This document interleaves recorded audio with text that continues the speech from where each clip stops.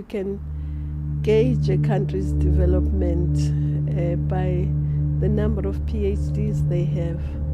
So it's a very important element of that skills revolution.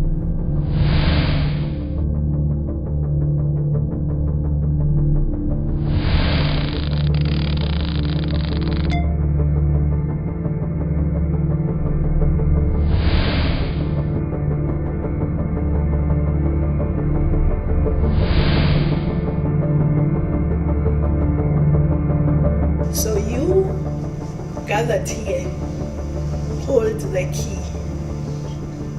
to our true development.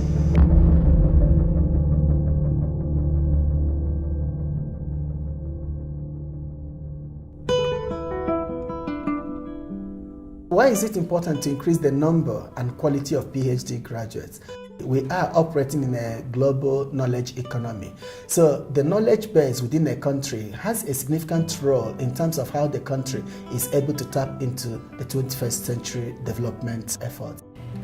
Training PhDs, as was said, is not only about just universities. It's about growing the economy. It's about innovation.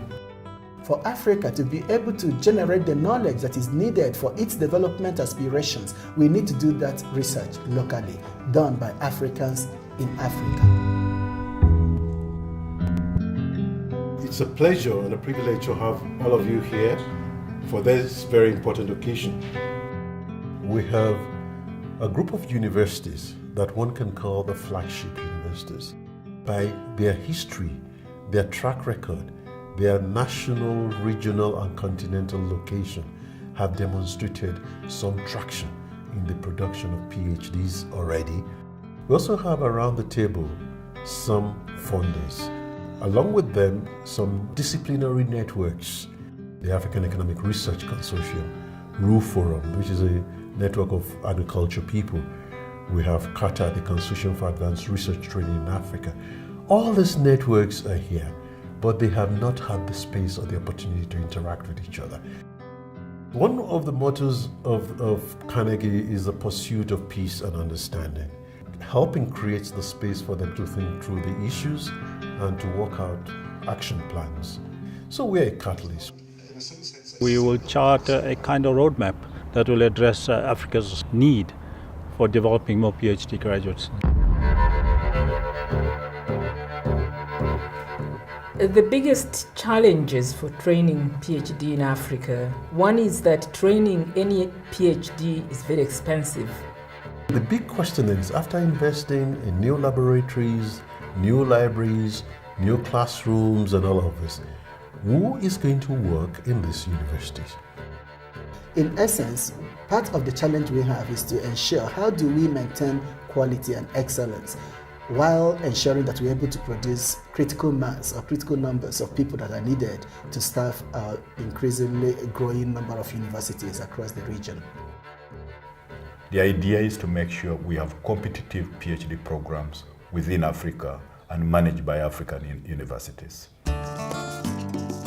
There are many people who have been in the room over the last few days who are sincerely committed to this. And I was impressed that there is a feeling of wanting to collaborate. Et mon espoir, c'est vraiment par rapport à ça, de dire qu'est-ce que les autres font qui marche, que je peux rapporter, et surtout aussi qu'est-ce que nous pouvons faire ensemble. It reinforces the need for us to work together. The institutions are really committed to working together from a national perspective. It can happen. So your discussions on looking at ways of training thousands and thousands of PhDs, I hope that's what you are discussing. Thousands and thousands and thousands. It's been very energetic. There have been major contributions placed on the table. We've come out with some very specific recommendations and some very specific individuals, institutions, regional organizations to take it further.